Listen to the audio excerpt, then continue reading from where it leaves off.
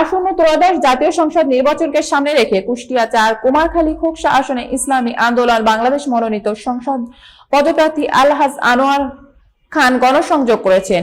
শনিবার 25 জানুয়ারি বিকেল 4টায় খোকসা উপজেলার একতারপুর ও ওসমানপুর ইউনিয়নের বিভিন্ন ওয়ার্ড ও গুরুত্বপূর্ণ বাজার এলাকায় সাধারণ ভোটারদের সঙ্গে সরাসরি মতবিনিময় করেন তিনি। কুষ্টিয়া প্রতিনিধি আমিরুল ইসলাম জানান, এ সময় দোকানে দোকানে গিয়ে ভোটারদের কাছে ইসলামী আন্দোলন বাংলাদেশের প্রতীক হাত পাখায় ভোট প্রার্থনা করেন।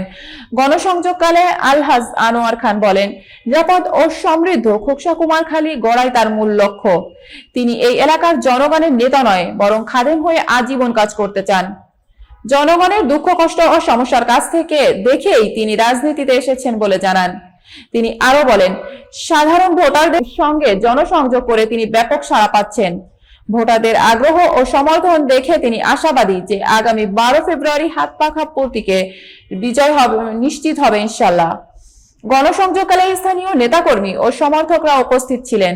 তারা বলেন, সৎ ও আদর্শবান নেতৃত্ব প্রতিষ্ঠায় ইসলামী আন্দোলন বাংলাদেশের প্রার্থীকে বিজয়ী করতে সবাই ঐক্যবদ্ধভাবে কাজ করবেন। আজকে আমরা একতারপুর আর এই ওসমানপুর ইউনিয়ন আজকে আমরা প্রচার সকালে ফজরের নামাজ পড়ে আমরা একতারপুর ছিলাম, আর এখন জহরের নামাজের পরে ওসমানপুর ইউনিয়ন আমরা গণসংযোগ এখন চলমান। আচ্ছা, খেটে খাওয়া মানুষ, টাকা অল্প হলেও মানুষ একদিনে ভ্যান চালায় যে ইনকাম হয়, ওই ইনকামের মাধ্যমে একটা লাইসেন্স করতে অনেক কষ্টকর।